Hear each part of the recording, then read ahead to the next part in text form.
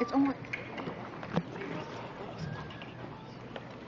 Okay, so what do you want to know? All right, here we go. No, I'm glad to be here, and thank you guys so much for coming.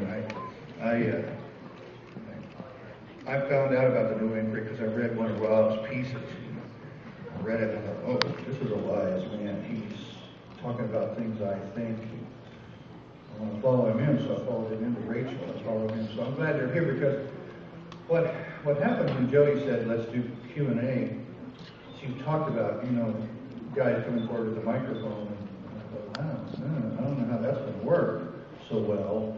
It would be better if you kind of do it in an interview format. And I didn't know who to get to interview it. And of course, Andrew Sandoval was sort of the first choice, but then he was with Bob Thorpe. And I thought, well, Rachel and Ron, they're Monkees fans. So I asked them to do it. Here they are.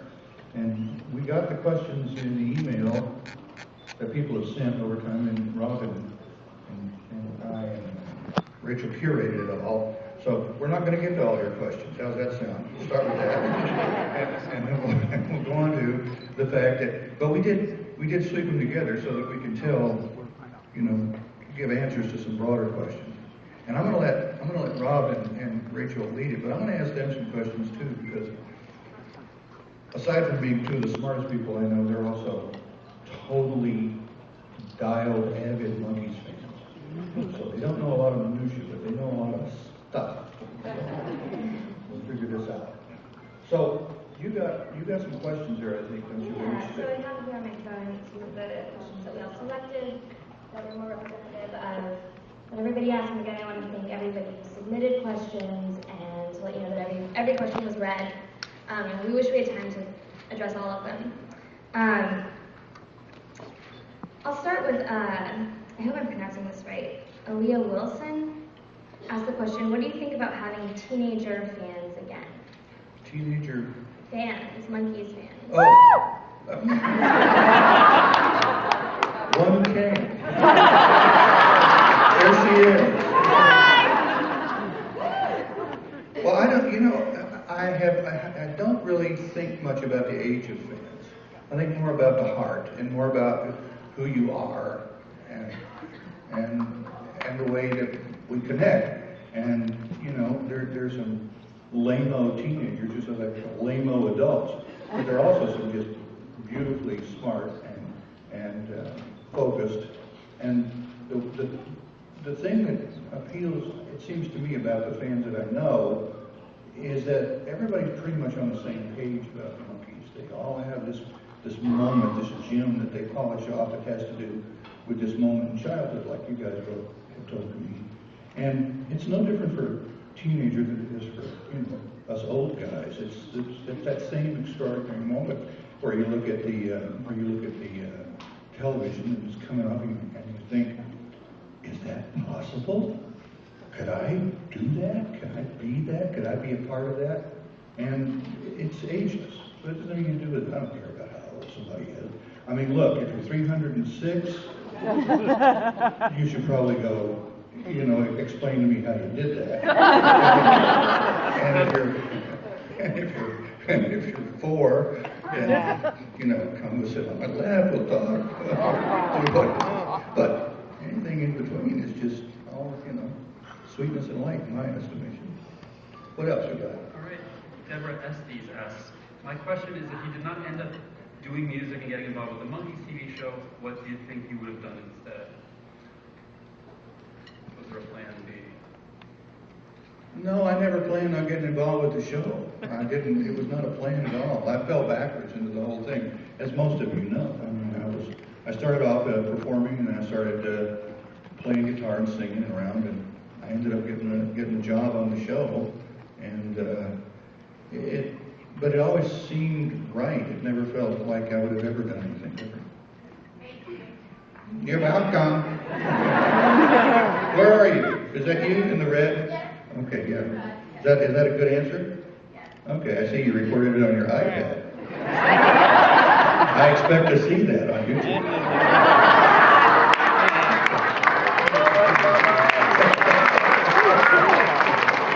Okay, let's keep going. Okay, I've given myself a a challenging name. So if you're here, please correct me. Jerry Tomaszewski. Tomaszewski. Tomaszewski. Oh, you're here. Hey. Hi, Jerry. Hi. It's a simple question, but one we're all curious about. What music do you listen to these days? Well, it's sort of the same music I've always listened to, which is, it's eclectic. It's as broad as it is long. I listen to anything that stirs me, anything that gives me an uplift. I tend to not brood. I tend to not be dark. I tend to not enjoy somber or, you know those 99 songs that are the most relaxing songs that you can get from Amazon for like $1.50? You know what I'm talking about? Believe me, there's just, you can go on Amazon, it's a 90 world's most relaxing songs, 99 most relaxing songs, $1.50, it's an MP3 download. Well, they're Gregorian chants. Nothing relaxing. So I don't tend to do that. And I also don't tend to be manic, but I do love teen angst, which means I love, ZZ Top in the day, and hard country blues and those blues singers. And who's doing that now? You know, there's some people who are just knocking it back today, still do the same thing. But I can't tell you who it is, just uplifting and brightening my day. I dance around the kitchen lamp. Thank you. I appreciate that. You wouldn't if you saw it, but All right, Tony Catania asks, so why now? Why after all this time did you come full circle and embrace the Monkees again? well, I haven't come full circle because I never didn't embrace them. I was always, but as most of you probably know if you followed it, early, like 1969, the paths diverged. The show came to a stop, Peter quit, and we all sort of, well, what are we going to do now? And Mickey and Peter and I thought, we'll go out with an R&B band. I was like, yeah, that's an interesting idea. And so I did a little bit of that with them, but then what I wanted to do was get my country stuff and the songs that I was writing, there wasn't any real place for my songs in the Monkees. And so they didn't get recorded. You guys know 2 or 3 of them, but you don't know, I have a body of work that's half a century long. And so I wanted to play that, so I did the first national bands, and then from there it rolled out into more and more stuff. But never did my love for the Monkees and love for Mickey and Peter and David diminish. I mean, it was fun, it was great, I had it as part of my life. And it wasn't, I went out with the guys 2 or 3 times, because they had a very active career performing as the Monkees. But I was busy too. I was making movies and doing stuff that we just constantly had schedule conflicts. And then towards the end, just before Davey died, I got, we started talking again. Let's go back out. And then of course we lost Davey. And then, so Mickey and Peter and I thought, well, we should probably do this now and really get out there. And, who knows where this is going. I said, yeah, I'm down for that. So that's how it started. And then just at the same time, I got this call from people in London said, will you come over and play some dates? I said, sure. So my solo career started up at the same time, and it was just a kind of a logic of events, just natural. But it was never a lapse in my affection and my love of the Monkees and where it fits in my life. It was always the same, and it still is. I mean, I feel exactly the way about it now as I felt about it then, which is to say ambivalent. No, that's a joke.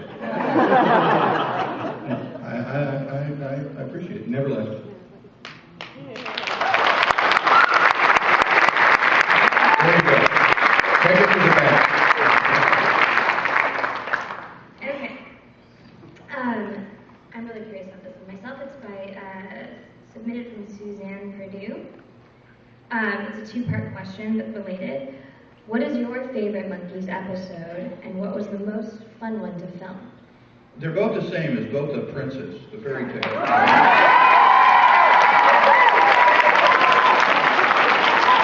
Well, there's a couple of reasons for it. There was an absurdism that set in with the Monkees show. And there was nobody who really just designed those things. They just sort of happened. And the fairy tale it depended a lot on some extemporaneous and spontaneous kind of riffing between the four of us, which we always had fun doing. And I realized, I could play this thing in drag.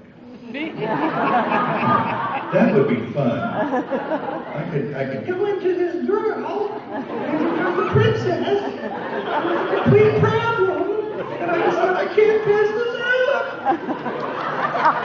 And also the fact that I fell in love with myself.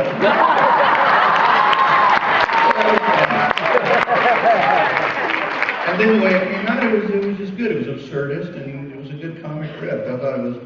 I didn't think it was the best Monkees episode, but in terms of my favorite, that was it. I think, looking over the questions, I think they're all a little broader and deeper in things that we're going to be touching on in the Q&A. So maybe. Yeah, but I got some questions I got to ask you guys. Do you mind if I ask you some questions?